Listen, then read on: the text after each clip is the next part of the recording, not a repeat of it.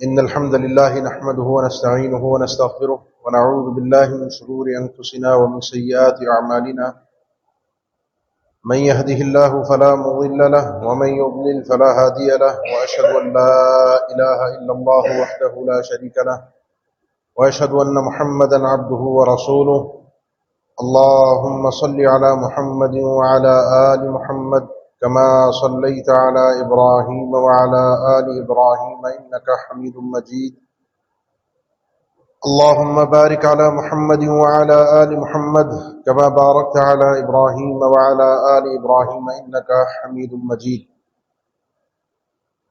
أعوذ بالله من الشيطان الرجيم بسم الله الرحمن الرحيم من جاء بالحسنة فله عشر أمثالها ومن جاء بالسيئة فلا يجزى إلا مثلها وهم لا يظلمون۔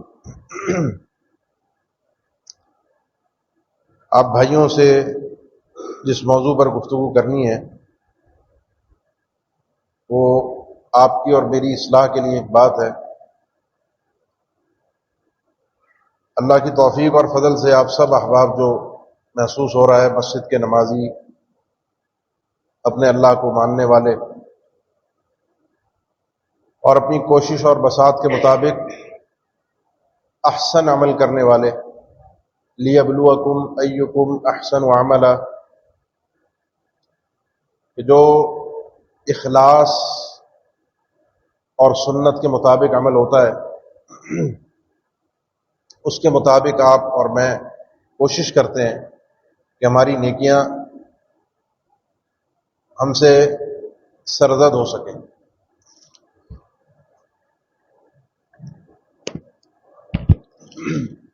اب اس میں مسئلہ تھوڑا میرے ساتھ آپ توجہ دے کر سمجھیے گا۔ ایمان کے بغیر، عقیدے کے بغیر، توحید کے بغیر بارگاہ الہی میں کل قیامت کے دن ترازو میں نیکیوں کی کوئی حیثیت اور کوئی ویلیو نہیں۔ والذین کفروا اعمالهم کسراب بقیعة یحسبه الظمآن ماء وقدمنا الی ما عملوا من عمل فجعلناه هباء منثورا۔ یہ کافر لوگ جب قیامت کے دن اپنی نیکیاں لے کے بارگاہ الہی میں پہنچیں گے تو ان کی نیکیوں کی حیثیت اور اوقات ہم ایسے بنا دیں گے جیسے آپ سورج کی شعاؤں میں سائے میں بیٹھ کر ایک رواں اڑتا ہوا دیکھتے ہیں، چند ذرات آپ کو اڑتے ہوئے نظر آتے ہیں جن کی کوئی حیثیت، کوئی اوقات اور کوئی وزن نہیں ہے۔ کل قیامت کے دن کافروں کی نیکیوں کا کوئی وزن نہیں ہوگا۔ نیکیاں ان کی ہوں گی، وہ نیکیاں کیا؟ غریبوں کے ساتھ ہمدردی، پڑوسیوں کے ساتھ حسن سلوک، کہیں کہیں ایمانداری، سچ بولنا، یہ نیکیاں ہوں گی۔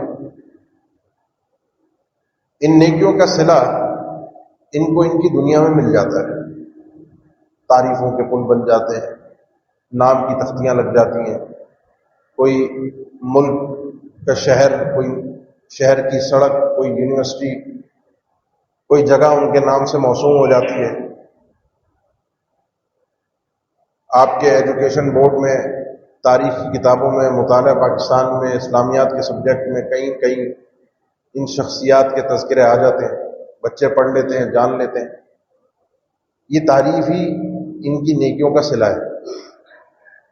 صحیح مسلم کی حدیث ہے، اللہ کے نبی صلی اللہ علیہ وسلم سے سیدہ عائشہ رضی اللہ تعالیٰ عنہ سوال کرتی ہیں کہ دور جاہلیت میں ایک شخص ہوتا تھا ابن جدعان یا جدعان، دونوں طرح اس کا ضبط ہے۔ ابن جدعان ایسا آدمی تھا، سخی تھا، مہمان نواز تھا، لوگوں کے کام آتا تھا، کوئی اس کے پاس سے خالی ہاتھ نہیں جاتا۔ اللہ کے نبی صلی اللہ علیہ وسلم، کیا اس کی نیکی اس کو کوئی کام آ گئی؟ آپ نے فرمایا نہیں، لِأَنَّهُ لَمْ يَقُلْ يَوْمًا رَبِّ اغْفِرْ لِي خَطِيئَتِي يَوْمَ الدِّينِ، کبھی اس نے اللہ کے سامنے اقرار ہی نہیں کیا کہ اللہ میرے گناہوں کو، دیگر غلطیوں کو بخش دے۔ اللہ کو ماننے والے، تو اس کو کیا ملا؟ اس کو یہ ملا کہ اللہ کے نبی صلی اللہ علیہ وسلم کے سامنے سیدہ عائشہ رضی اللہ تعالیٰ عنہ اس کی ان بھلائیوں کا تذکرہ کر رہی ہیں جو بھلائیاں وہ دنیا میں کر کے گئے، نام مل گیا۔ اب اس کا تذکرہ ہم بھی آج کر رہے ہیں، پتہ نہیں کون تھا، کیسا تھا، حدیث کی کتابوں میں نام آ گیا، اس کے اس کام کو جگہ مل گئی، آج تذکرے ہو رہے ہیں، لیکن لم یقل یومن رب اغفر لی خطیئتی یوم الدین۔ لہذا اس چیز کو ہمیشہ اپنے ذہن سے، اپنے پلو سے باندھ لیجئے کہ کل قیامت کے دن ایمان، عقیدہ توحید، اس کے بغیر کوئی نیکی بارگاہ الہی میں وزن نہیں رکھتی۔ یہ بات اپنے پلے سے اچھی طرح باندھ لیں۔ اس کے بعد ہم آگے بڑھتے ہیں۔ ہمارا معاملہ کیا ہے؟ ہمارا معاملہ ہے کہ ہم نیکی کرتے ہیں۔ نیکی کی دو ٹیکنیکس آپ کو بتاتا ہوں جس میں آپ کی اور میری نیکی کا وزن بھی بڑھ جاتا ہے اور آپ کی اور میری نیکی کی کاؤنٹنگ اور تعداد بھی اس میں اضافہ ہو جاتا ہے، کیونکہ کل قیامت کے دن نیکیاں تولیں گے بھی اور گنی بھی جائیں گی، دونوں کام ہوں گے۔ تولا بھی جائے گا اور گنا بھی جائے گا، اور کاؤنٹنگ میں، گنتی میں، تعداد میں یہ اللہ نے ہمیں قانون ذکر کر دیا۔ بعض علم کا کہنا ہے کہ یہ بھی خصوصیات امت محمدیہ میں ہے، لیکن اس کی کوئی صریح دلیل نہیں ہے کہ جو اللہ کی بارگاہ میں ایک نیکی کر کے آئے گا، وہ ایک نیکی آپ ملٹی پلائی کر دیں، ضرب کر دیں اس کو 10 سے، ہر نیکی ملٹی پلائی بائی 10، وہ آگے جو رزلٹ آئے گا یہاں سے نیکی سٹارٹ ہوگی۔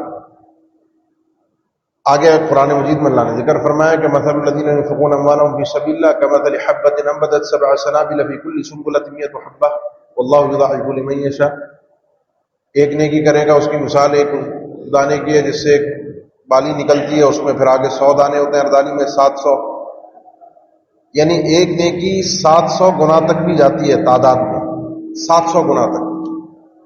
اچھا، آگے اللہ نے ذکر فرمایا واللہ یضاعف لمن یشاء، اللہ تعالیٰ جس کے لیے چاہتا ہے اس کو بڑھا دیتا ہے۔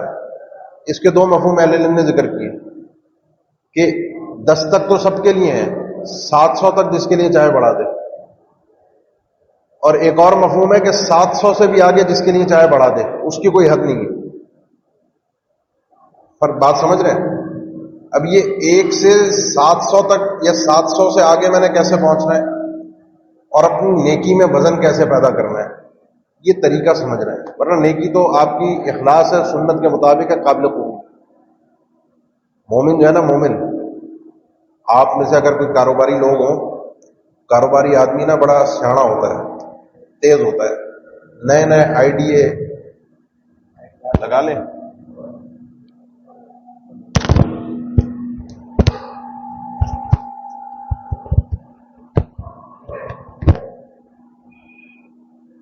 مومن جو ہے وہ کاروباری آدمی کی طرح سیاڑا ہوتا ہے۔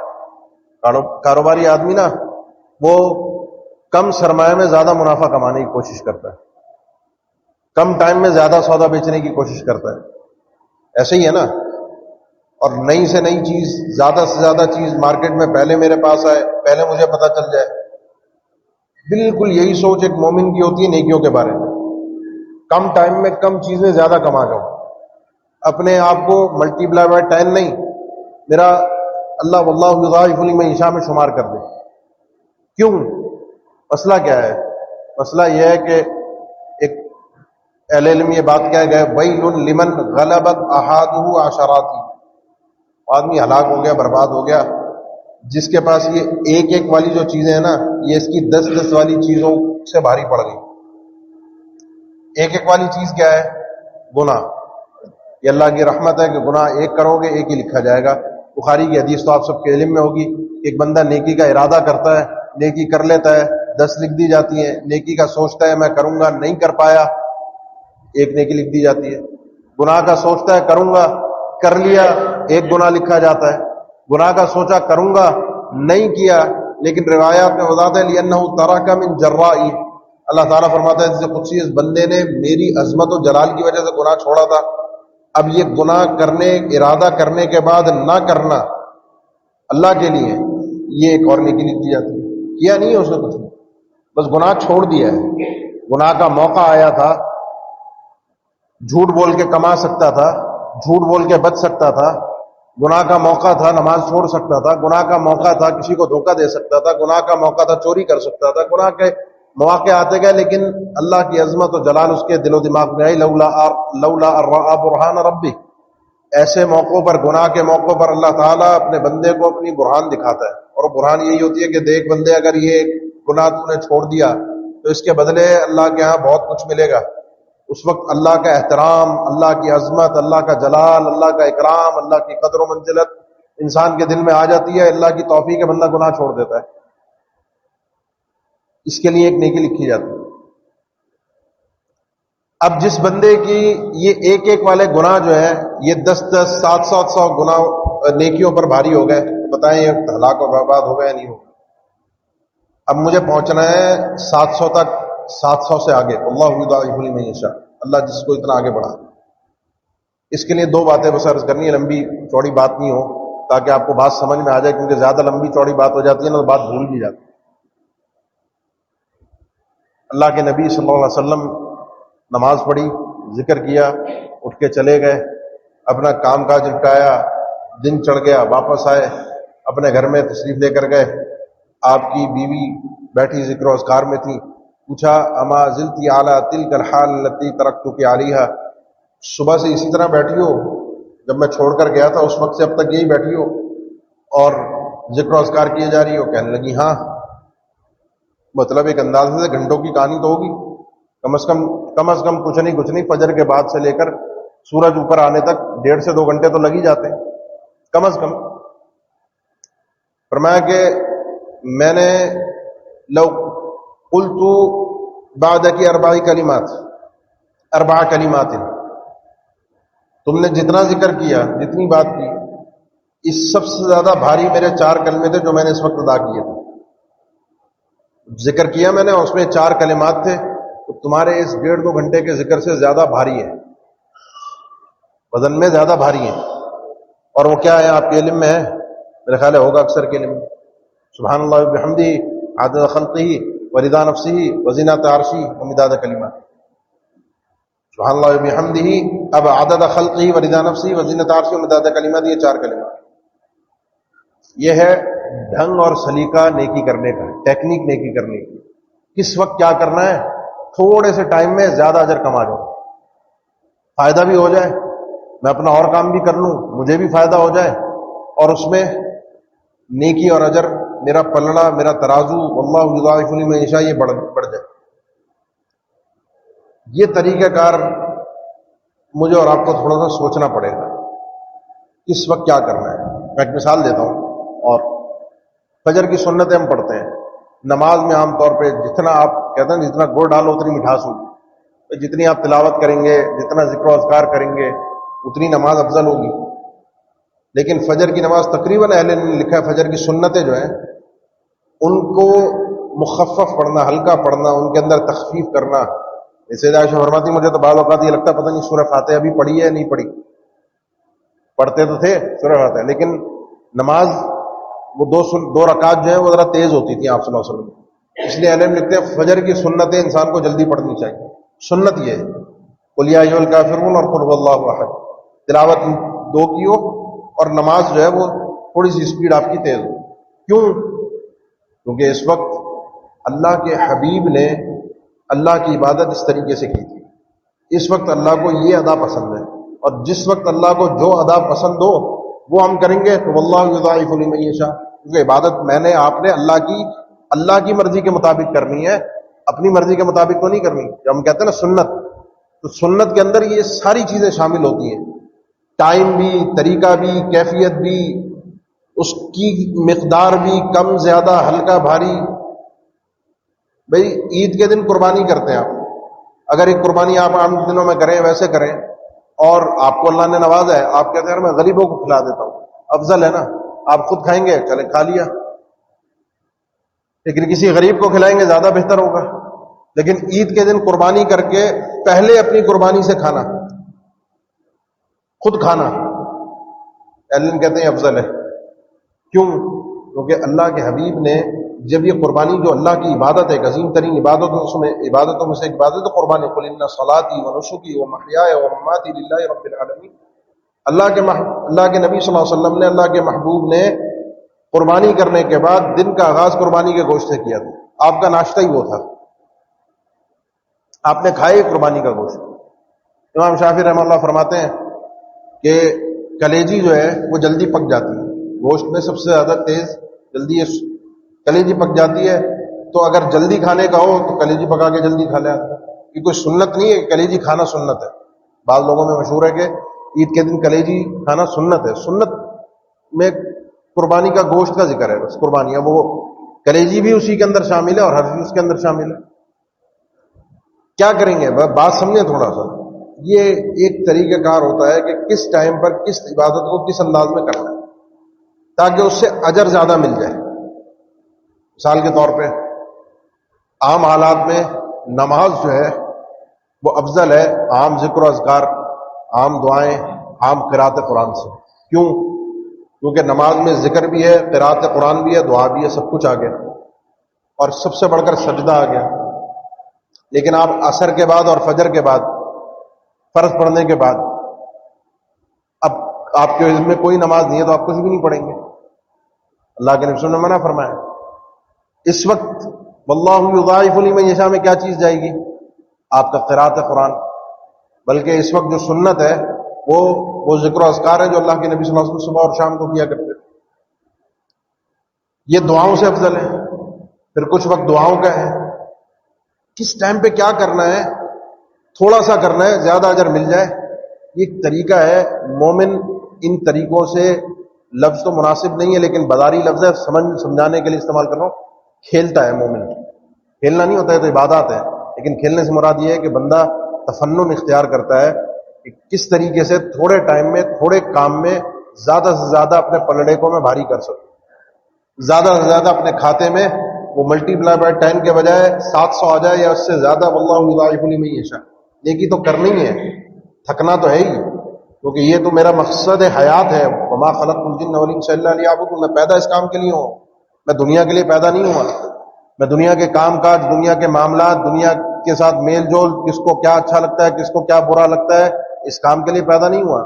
میں پیدا ہوا ہوں اپنے ایک اللہ کی عبادت کے لیے، اس کو راضی کرنے کے لیے، کہ میں اپنی چاہت سے، اپنی مرضی سے، اپنے اختیار سے اپنے اللہ کی عبادت کرتا ہوں۔ یہ پہلی چیز ہے۔ میں ایک مثال دیتا ہوں آپ کو، دو بلکہ مثالیں سمجھ لیں، مسئلے ہیں، صرف سمجھا رہا ہوں آپ کو۔ اذان ہو رہی ہے، آپ قرآن پڑھ رہے ہیں، اب آپ اذان کا جواب دیں گے، قرآن کی تلاوت کریں گے، گناہ کچھ بھی نہیں ہے، یہ کریں یا وہ کریں گناہ نہیں ہے، غلط نہیں ہے، حرام نہیں ہے۔ بات ہو رہی ہے ٹیکنیک کی، کیا آپ قرات قرآن کرتے ہیں؟ کرتے رہیں، آپ نے غلط نہیں کیا، لیکن آپ قرات قرآن کرتے کرتے رک گئے اور اذان کا جواب دیا، اس میں کیا ہوگا؟ کیونکہ اذان کا ایک ٹائم ہے، اس ٹائم پہ ہوگی، اسی ٹائم پہ آپ جواب دے سکتے ہیں۔ یہ ٹائم اگر نکل گیا، اس کے بعد جواب کا موقع محل ختم ہو گیا، ٹائم ختم ہو گیا، عبادت کا ٹائم نکل گیا، آپ نے عبادت نہیں کی اپنی مرضی سے، اب آپ کو ضرورت نہیں ہے۔ آپ نے اذان کا جواب دیا، پھر قرات قرآن کی، آپ نے دونوں کام کر لیے، کیا افضل ہوا؟ اس ٹائم پہ یہ افضل تھا، اس ٹائم پہ۔ اب ایک اور دوسرا ہی، آپ اذان کا جواب دینا افضل ہے، آپ نے قرات قرآن روک دی، لیکن آپ جمعے کے دن مسجد میں داخل ہوئے، آپ کے داخل ہوتے ہی جیسی صف میں پہنچے اذان شروع ہو گئی۔ اب آپ، بہت سے لوگ ہم نے دیکھا کھڑے ہو کے اذان کا جواب دیتے ہیں، اور جب اذان ختم ہوتی ہے، خطبہ سٹارٹ ہونے لگتا ہے، تو وہ 2 رکعت پڑھ کے پھر بیٹھنے، 2 رکعت شروع۔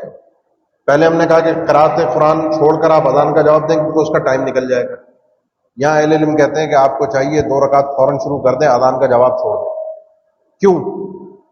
کیونکہ 2 رکعت پڑھ کے بیٹھنا ہے، اور جس وقت آپ 2 رکعت پڑھیں گے اس وقت امام کا خطبہ شروع ہو جائے گا، اور امام کا خطبہ خاموشی سے سننا واجب ہے۔ وہ تو آپ آئے اگر لیٹ اذان کے بعد تو آپ نے 2 رکعت پڑھنی ہے، وہ تو پڑھ کے بیٹھے، لیکن اگر آپ خطبے سے پہلے پہنچ گئے، اذان ہو رہی ہے، تو اب 3 عبادتوں کا ٹکراؤ ہو گیا، 3 عبادتیں ٹکرا رہی ہیں، آپ کو 3 میں سے کسی ایک کو ترجیح دینی ہے۔ وہ 3 عبادتیں کیا ہے؟ اذان کا جواب، 2 رکعت، اور خطبے کی سماعت۔ خطبے کی سماعت کئی ایک اہل علم کہتے ہیں واجب ہے، ضروری ہے، اور خاموشی سننا بغیر حرکت کی، فضول کی بیجا کی حرکت کی۔ 2 رکعت پڑھ کے بیٹھنا یہ بھی ضروری ہے. اذان کا جواب بہت اچھی بات ہے دیں، لیکن اب 3 میں سے کسی نہ کسی کو تو چھوڑنا پڑے گا. اگر آپ اذان کا جواب دیتے ہیں پھر 2 رکعت پڑھتے ہیں تو خطبے کا وہ ٹائم جو آپ کے 2 رکعت پڑھنے میں ہے وہ نکل جائے گا.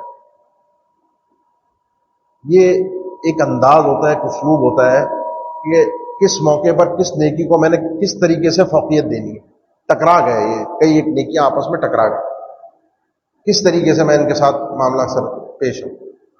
اس کے بعد دوسری چیز ہے جو آپ کو سمجھانی ہے نیکیوں کے حوالے سے، جو میں اور آپ کرتے ہیں، ان میں امام نووی رحمہ اللہ نے ایک حدیث پر صحیح مسلم کی تبصرہ کیا ہے. کہتے ہیں کہ یہ وہ کیفیات ہیں کہ جن کے ذریعے سے انسان مباحات کو عبادات میں تبدیل کر دیتا ہے. مباحات جائز کام آپ کریں نہ کریں کوئی ثواب کوئی گناہ کچھ نہیں. آپ ابھی درس سے فارغ ہو کر کھانا کھائیں اس ٹائم پہ کھانا کھانا کوئی ثواب ہے نہیں ہے. آپ عشاء کے بعد کھائیں کوئی گناہ ہے کوئی ثواب ہے.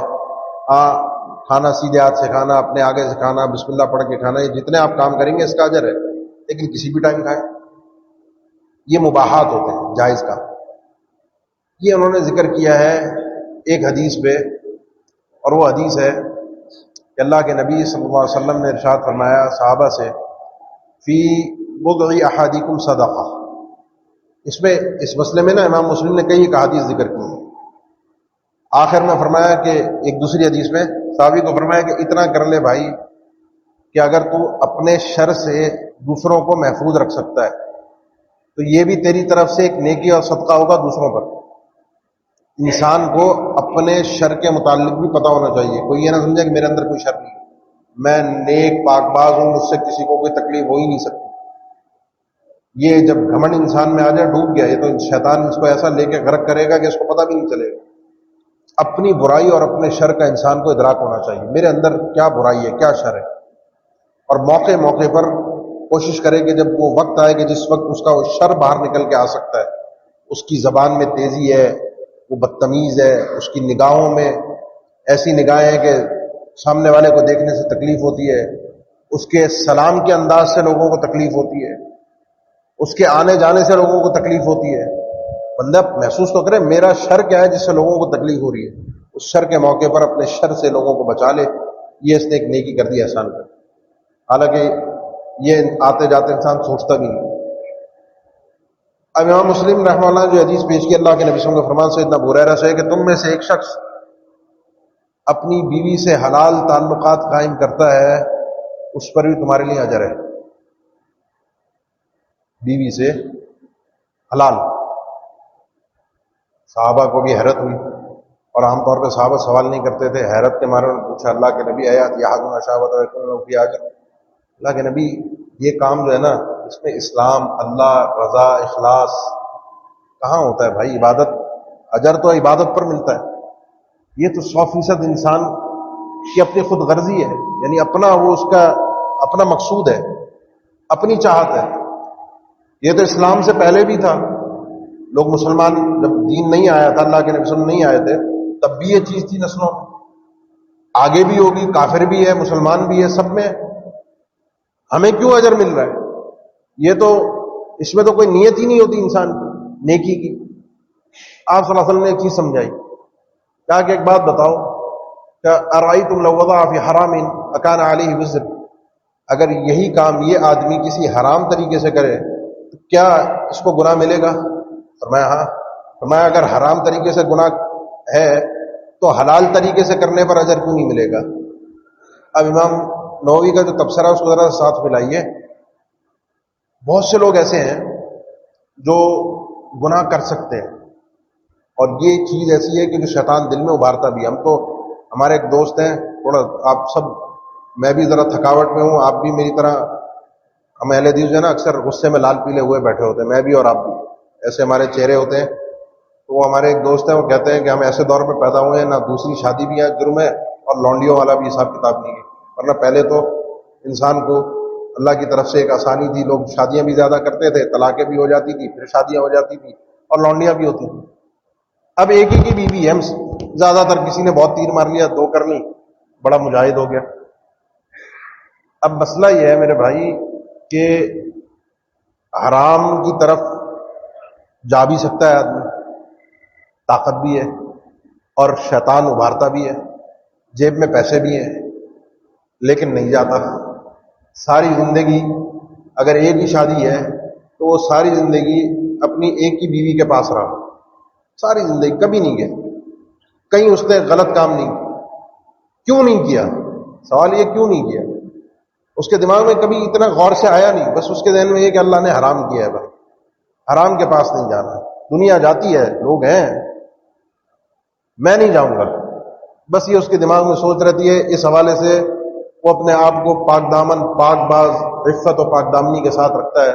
اللہ کے نبی کا فرمان ہے یہ حرام کی طرف جا سکتا تھا، لیکن حرام کو چھوڑ کر حلال کی طرف آئے، اس کو اجر کیوں نہ ملے. یہ ہوتا ہے کہ جب انسان اپنی نیت کو جائز کاموں میں اللہ کی طرف سے اجر کے اندر تبدیل کر دیتا ہے، آٹومیٹک وہ حلال جائز کام جس پر اجر ہوتا نہیں اس کو اجر ملنا شروع ہو جاتا ہے. اس میں دو حدیثیں اور ساتھ ملا لیجیے. ابو مسعود بدری رضی اللہ تعالیٰ عنہ کی اور سیدنا سعد بن ابی وقاص کی، اذا انفق الرجل على اهله وهو يحتسبها وانك لن تنفق نفقه تبتغي بها وجه الله الا اجرت عليها.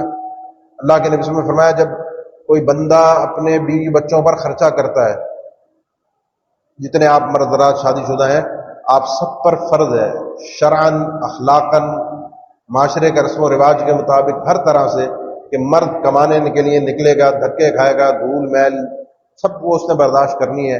اپنے بیوی بچوں کے لیے کما کر لانا اپنی حیثیت کے مطابق اس پر فرض ہے. نہیں کما کر لائے گا گناہ گار ہے. اگر جو جس کو سادے الفاظ میں کہتے ہیں ہڈ حرام، اگر اس قسم کا مزاج کا آدمی ہے گناہ گار ہے، یہ اس پر فرض ہے. لِيُنْفِقْ ذُو سَعَةٍ مِّن سَعَتِهِ وَمَنْ قُدِرَ عَلَيْهِ رِزْقُهُ فَلْيُنْفِقْ مِمَّا آتَاهُ اللَّهُ. جس کو اللہ نے وسعت دی ہے اپنی کشادگی کے مطابق خرچ کرے، جس کو نہیں ہے محنت مزدوری کرتا ہے جو میسر آئے وہ اپنی کوشش کے مطابق خرچ کرے، اللہ اس کو قبول کرنے والا ہے. ہم میں سے بہت سے لوگ کمانے کے لیے جاتے ہیں، کما کر لاتے بھی ہیں، معاشرے کی ذمہ داری ہے پوری کرنی ہے، میرا کام ہے، گناہ سے بچ گیا. اب نہ گناہ ہے نہ ثواب ہے، یہ ایک دوسرا درجہ ہے. انسان کما نہیں رہا، گناہ گار ہے. کما رہا ہے، نہ گناہ ہے نہ ثواب ہے. گناہ سے بچ گیا کما رہا ہے، ثواب نہیں ہے. کیوں ہے؟ تو جائز کام کر تو رہا ہے، روٹین میں ہے، لیکن اجر کب ملے گا؟ وہ یحتسب ہوا تبتغی بہا وجہ اللہ. انسان کمانے کے لیے نکلتا ہے اس لیے کہ یار میرے اللہ نے حکم دیا اپنے بیوی بچوں کے لیے کما کر رہا ہوں. ایک بندہ بڑا طاقتور، طبرانی کی حدیث ہے، محنت مزدوری کر رہا تھا، کما رہا تھا. صحابہ نے دیکھا بڑا طاقتور آدمی ہے، کاش کہ اس کی یہ طاقت محنت اللہ کی راہ میں جہاد میں صرف ہوتی، کتنا اس کو اجر ملتا. آپ صلی اللہ علیہ وسلم نے فرمایا کہ ان کان قد خرج لنفسه، اگر یہ آدمی نکلا ہے اپنے آپ کو مانگنے سے بچانے کے لیے، محنت کروں اپنے آپ کو سوال سے بچاؤں، کسی کے ہاتھ نہ پھیلاؤں، تو فهو فی سبیل اللہ، یہ بھی فی سبیل اللہ ہے. اور اگر یہ نکلا ہے اس لیے کہ یسعى علی اولادی الصغار، اپنے چھوٹے بچوں کے لیے محنت کر رہا ہے کہ ان کو کما کر کھلاؤں، تو فهو فی سبیل اللہ. اور اگر یہ اس لیے نکلا ہے کہ اپنے والدین، بوڑھے والدین کے لیے کما کر لے کر جائے، تو یہ بھی فی سبیل اللہ ہے.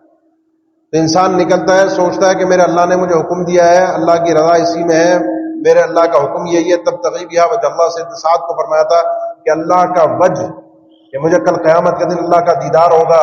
اللہ نے حکم دیا ہے صبح سے شام تک جو یہ کما رہا ہے، محنت کر رہا ہے، کما کر لا رہا ہے، اس کے گھر والے، بیوی بچے جو ایک ایک لقمہ کھا رہے ہیں، اللہ کے رسول فرمایا ایک ایک لقمے پر حتی ما تجعل فی امرأتک، اس ایک ایک لقمے پر تمہارے لیے اجر.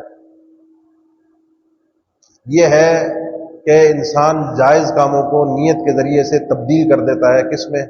عبادت.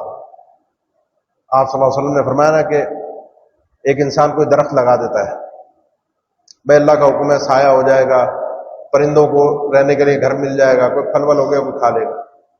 لگاتے ہوئے اتنی نیت کسی کی بھی نہیں ہوتی، بس یہ ہے کہ یار چلو لگا دیا درخت. ایک اصل کی نیت کر لی. اس پہ حافظ ابن حجر کا تبصرہ یہی ہے کہ کچھ اعمال ایسے ہوتے ہیں کہ جن کی ذیلیات کی انسان کے اندر کوئی سوچ و سمجھ بھی نہیں ہوتی. اور فرمایا یہ اللہ کے نبی صلی اللہ علیہ وسلم فرمانا، یہ بھی صحیح مسلم کی حدیث ہے کہ قیامت تک جب تک وہ درخت باقی رہے گا، کوئی پرندہ اس سے آ کر کھائے گا، نیچے کوئی کیڑے مکوڑے کھائیں گے، کوئی انسان کھائے گا، اس کا سایہ کوئی حاصل کرے گا. جب تک یہ درخت یہ فائدہ دیتا رہے گا اس بندے کو اجر ملتا رہے گا. کس میں اتنی سوچ ہوتی ہے نیت. بس یہ تھوڑی سی میں نے بتا رہا تھا مزاج ہوتا ہے کہ انسان اس ٹیکنیک سے اپنے آپ کو، اس طریقہ کار سے اپنے آپ کو جائز کاموں کو عبادت کی طرف لے جاتا ہے. تقریباً وقت میرا جو میں نے وعدہ کیا تھا اس کے اختتام پر پہنچ چکا ہے. آخری بات یہ ہے کہ بعض اوقات انسان نیت کر بھی لیتا ہے، کوشش کر بھی لیتا ہے، لیکن موفق نہیں ہوتا. اس لیے نیت اچھی رکھنی چاہیے. وہ والی نیت نہیں جو ہم سے بعض لوگ کرواتے ہیں کہ نیت کر لو، ارادہ کر لو. وہ ارادہ وہ والا نیت نہیں، پکی نیت، پکا ارادہ. پھر انسان وہ کام کر نہیں پاتا ہے. رات کو سونے لیٹا پکی نیت کی تہجد پڑھوں گا، الارم بھی لگایا نہیں اٹھ پایا، کیا ہوتا ہے؟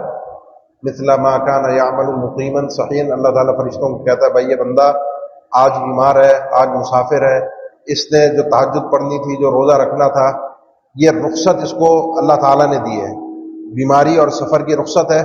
اس کا اجر ویسے ہی لکھو کہ جیسے صحت کے عالم میں کیا کرتا تھا. یہ اس کا اجر ویسے ہی لکھو جب یہ اقامت کی حالت میں کیا کرتا. من سأل اللہ الشہادہ بصدق بلغہ اللہ منازل الشہداء وان مات علی فراشی. ایک انسان سچے دل سے تمنا کرتا ہے، اللہ سے مانگتا ہے کہ اللہ مجھے شہادت کی موت عطا کرنا.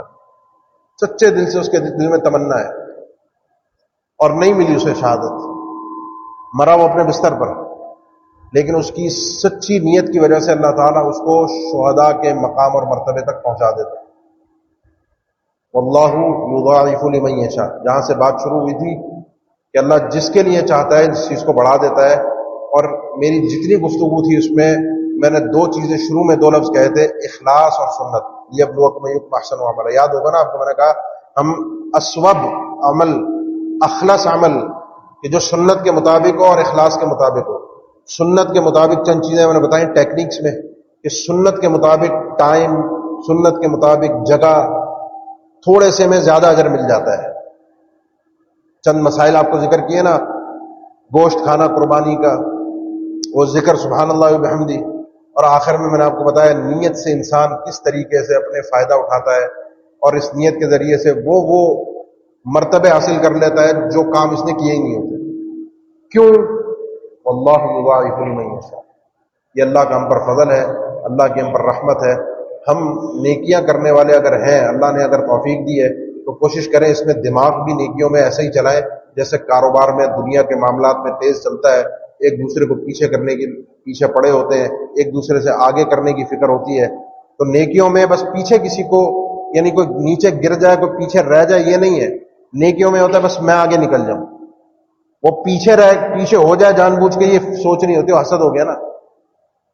وسارعوا الی مغفرۃ من ربکم وسابقوا الی مغفرۃ من ربکم. ایک دوسرے سے آگے نکلو، ایک دوسرے سے سبقت لے کر جاؤ نیکیوں میں، اس سے زیادہ کرنے کی کوشش کرو. وہ جو کر رہا ہے اس سے زیادہ کرنے کی کوشش کرو. ایسا مومن ہوتا ہے جو موفق ہوتا ہے، مبارک ہوتا ہے. اللہ تعالیٰ اس طرح کی نیات اور سوچ، اس طرح کا عمل کا طریقہ کار اور جذبہ ہمیں عطا فرما دے. تو ہم اعمال صالحہ کر رہے ہیں، وہ جو ترازو کل قیامت کے دن ہوگا، وَنَضَعُ الْمَوَازِينَ الْقِسْطَ لِيَوْمِ الْقِيَامَةِ فَلَا تُظْلَمُ نَفْسٌ شَيْئًا وَإِنْ كَانَ مِثْقَالَ حَبَّةٍ مِّنْ خَرْدَلٍ أَتَيْنَا بِهَا وَكَفَىٰ بِنَا حَاسِبِينَ. فَمَن يَعْمَلْ مِثْقَالَ ذَرَّةٍ خَيْرًا يَرَهُ وَمَن يَعْمَلْ مِثْقَالَ ذَرَّةٍ شَرًّا يَرَهُ. ایک ذرہ بھی کسی نے نیکی کی ہوگی وہ بھی اسے کل قیامت کے دن دیکھے گا. ایک ذرہ بھی اگر شر کیا ہوگا، گناہ کیا ہوگا، برائی کی ہوگی، وہ بھی کل قیامت کے دن اسے دیکھے گا. وَكُلُّ صَغِيرٍ وَكَبِيرٍ مُسْتَطَرٍ. ہر چھوٹی بڑی چیز درج ہوتی ہے، نوٹ ہوتی ہے. مَا لِهَذَا الْكِتَابِ لَا يُغَادِرُ صَغِيرَةً وَلَا كَبِيرَةً إِلَّا أَحْصَاهَا. کل قیامت کے دن یہ میں اپنا نامہ اعمال دیکھ کر خود کہوں گا، کوئی چھوٹی سے چھوٹی چیز ہو، بڑی سے بڑی چیز ہو، یہ ایسا نام اعمال ہے اس نے کچھ نہیں چھوڑا، ہر چیز اس میں درج ہے اور میرے سامنے آئے گی. اس کو گنا بھی جائے گا اور اس کو تولا بھی جائے گا. ہلاک اور برباد ہے وہ آدمی جس کے یہ ایک ایک والے گناہ 10 گناہ والی نیکیوں پر بھاری پڑ جائیں، تعداد میں زیادہ ہو جائے. ہلاکت اور بربادی ہے ہی ہے. اللہ کا فضل ہے، اللہ کی رحمت ہے کہ وہ جنت کے راستوں کو اس نے ہمارے لیے آسان کر دیا ہے. ہم بھی تھوڑی سی کوشش کریں، اپنا دماغ لڑائیں، عمل میں آگے بڑھنے کی جستجو پیدا کریں، ہمت کریں، اٹھیں، محنت کریں. پھر ہے کہ جب ہمیں کہا جائے یا ایتھا النفس المطمئنہ ارجعی الی ربک راضیۃ مرضیہ فادخلی فی عبادی وادخلی جنتی، پھر اللہ کی جنت میں مہمان نوازی ہوگی، نزلا من غفور رحیم. اللہ ہم سب کے لیے آسانیاں فرما دے، کامیابی والا معاملہ فرما دے، اللہ سلامتی والا معاملہ فرما دے. اللہ ہم سب پہ اپنا خاص رحم و کرم اور فضل فرما دے. اللہ ہماری خطاؤں اور لغزشوں کو معاف فرما دے، دنیا اور آخرت کی بھلائیاں اور کامیابیاں عطا فرما دے. ربنا آتنا فی الدنیا حسنہ وفی الآخرۃ حسنہ وقنا عذاب النار. اقول قولی ھذا واستغفر اللہ لی ولکم وآخر دعوانا ان الحمد للہ رب العالمین.